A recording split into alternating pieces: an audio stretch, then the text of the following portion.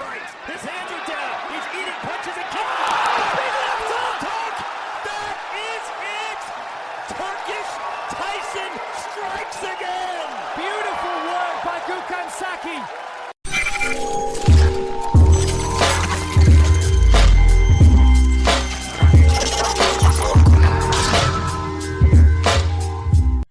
Welcome back, sports fans, to another episode of Mixed Reactions.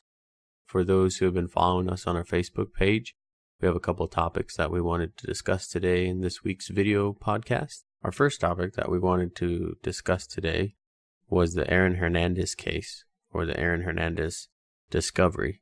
Aaron Hernandez played football for the New England Patriots, and after he committed suicide, they did some studies on his brain and found out that he had advanced stages of CTE. And CTE is basically chronic trauma to the head, whether it be mild concussions or full-on concussions.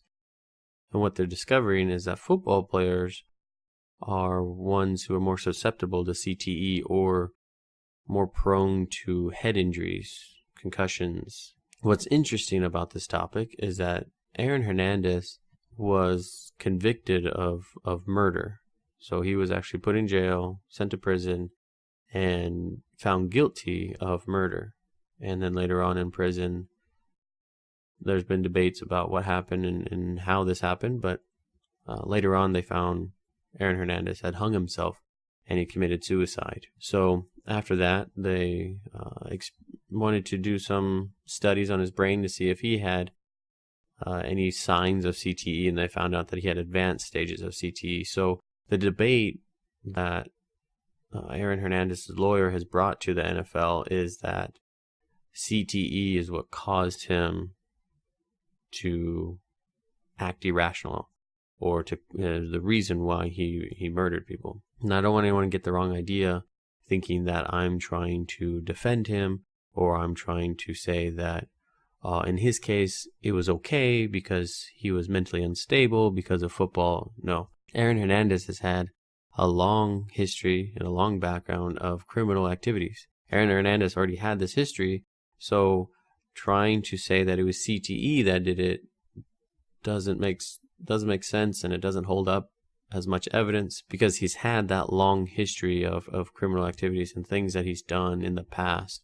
So his lawyer is trying to say that it was because of CTE, and everyone else is saying, no, Aaron Hernandez has gotten himself in trouble multiple times, and leading up to these type of things is what caused him to commit murder. So it's interesting, though, the reason why the topic was brought up was not so much to defend Aaron Hernandez, but to see that he died at 27 years old, and the study showed that his brain age was like 67 or up in the 60s.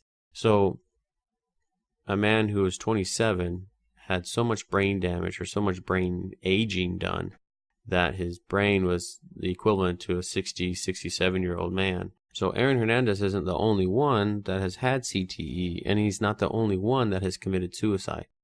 With Aaron Hernandez's case, we don't know exactly what was going on and the reason behind his suicide.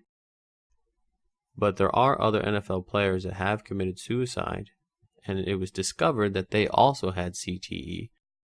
Now, there's a lot of other football players or former football players that aren't showing signs of suicidal tendencies and aren't acting aggressively and are acting normal in a society sense. They're working full time through ESPN, sports centers, or acting as whatever. They're acting as normal citizens, and they're good citizens, and they don't show any signs of those suicidal tendencies. So the debate and the question is, does CTE actually cause suicidal thoughts or suicidal actions? And the question is, does CTE affect irrational thinking or suicidal tendencies? I've never been a football fan. For the longest time, I was against NFL. I was against the football sport entirely. The reason why is because of you see everything that's going on with the NFL, with players acting irrationally, very aggressively. People are abusing their wives, their fiancés, their kids. They're just everything that they're doing is very immature, very aggressive. And I always thought, and my thesis or my thoughts were always that the reason why they act this way is because from day one, as a kid, 5 years old, 7 years old, 9 years old, whenever they start football, that they're taught to be aggressive. They're taught to destroy their opponents, to run them over, bury them in the ground, and having those teachings and being taught like that day in and day out is what's leading to that aggression, is what's leading to them to act irrational, and the immaturity and the things outside of football, and running in trouble with the law enforcement, police. That was my thinking. And with the new discovery of CTE, going back at that, looking at all that, it could be that CTE is really the main case of what's going on with everybody, why everyone's acting very aggressive, or why things are happening off the field or in the privacy of their own homes and the relationships. Is it CTE causing all these issues? Is it CTE the reason why that football players are more aggressive?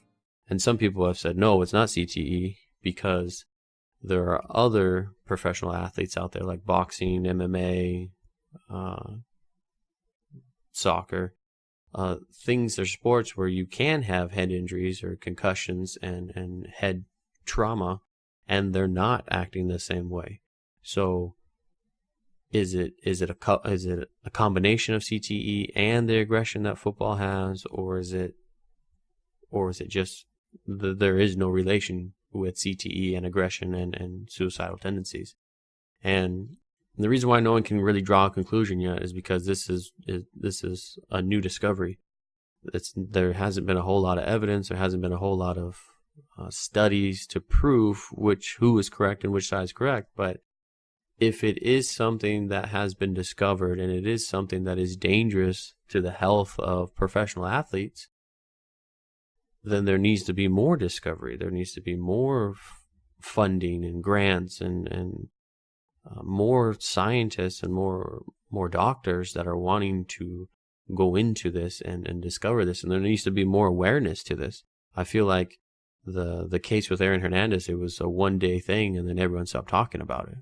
Some people say they stopped talking about it because he committed murder. That's it. End of story. And no one needs to discover this, or no one needs to look into this anymore. That's not how it should be. Apart from Aaron Hernandez's case, we should continue to look into this, continue to look for the health and safety of all athletes, not just football players. But maybe we can change the way the football is, or help prevent some of these actions and some of the things that are happening with football players by studying it more, by doing our due diligence and protecting our players and protecting these people. Because if CTE is the reason behind all these irrational behaviors off the field or even on the field, then really we're risking their lives and their future just for an entertainment for Sundays or Mondays or Thursdays. Are we really wanting to sacrifice other people's futures and lives just so we can be entertained for 3 hours, 4 hours in a day? That to me seems very selfish. And although people find a lot of entertainment, find passion through football, we can't be selfish, and we can't just say, oh, well, that's not me, that's not my problem. So that's kind of the discussion with CTE.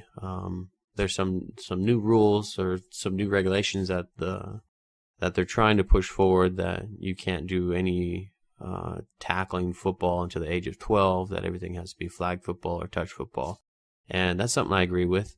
I don't think young children should be being taught aggressive tactics or aggressive techniques until they're a little bit older and a little bit more mature and understand the difference between when to be aggressive and when not to be aggressive. And being a coach myself, I can see the immaturity levels and the maturity levels at the older age and development of our youth.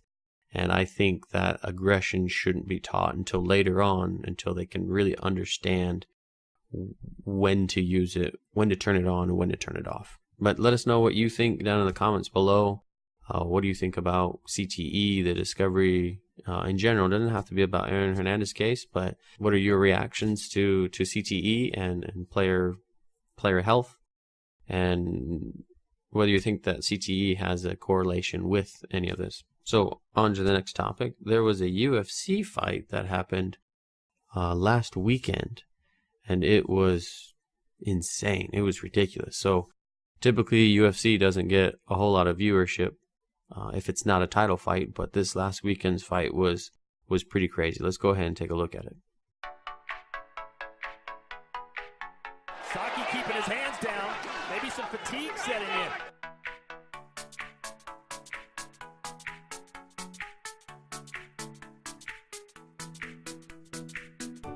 Oh, look at this. The Silva coming on strong. Now Saki doesn't look right. His hands are down. He's eating punches and kicks. Big left hook. That is it. Beautiful work by Gukhan Saki. He rocked against the fence. He comes back with a powerful left hook.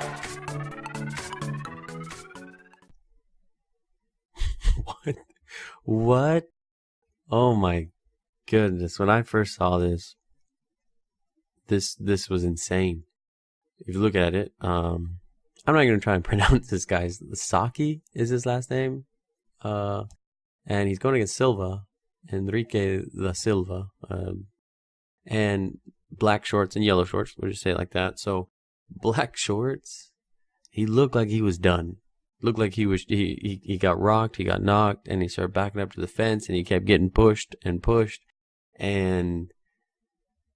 I thought he was done. I thought he was just out of it. When yellow shorts Saki is pushing forward, no, Silva is pushing forward. It looks like he's just gonna rattle him and take him out, but then Saki, I don't know, his hands are down. He's not guarding. He takes a big breath in. Looks super exhausted and tired. And this is in the first round. In the first round, this guy's getting tired and just getting knocked around. And Saki just throws up this. It looks like a prayer of a punch. Honestly, it looked like he was just swinging away to see if he can get some sort of connection, some sort of defensive tactic. And when he lands that right hook, right when he makes connection, if you watch closely, it looks like his eyes light up. Like Saki's eyes just completely light up.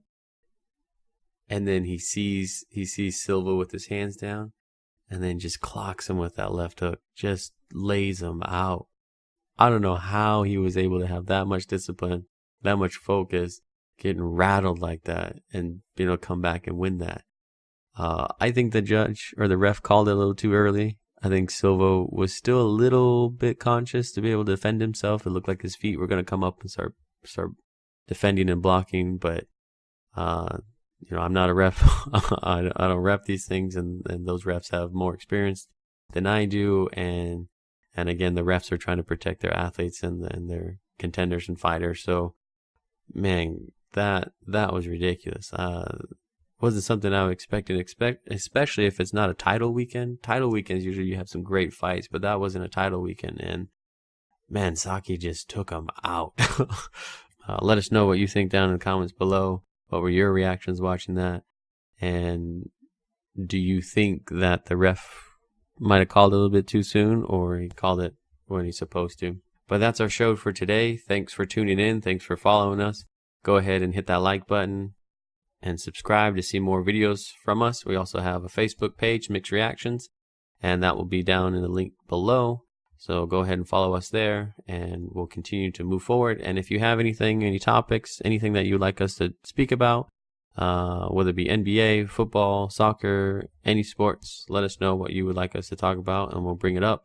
And if you're lucky, maybe we'll reach out and see if we can get you on our next video podcast. Thanks, and see you next week.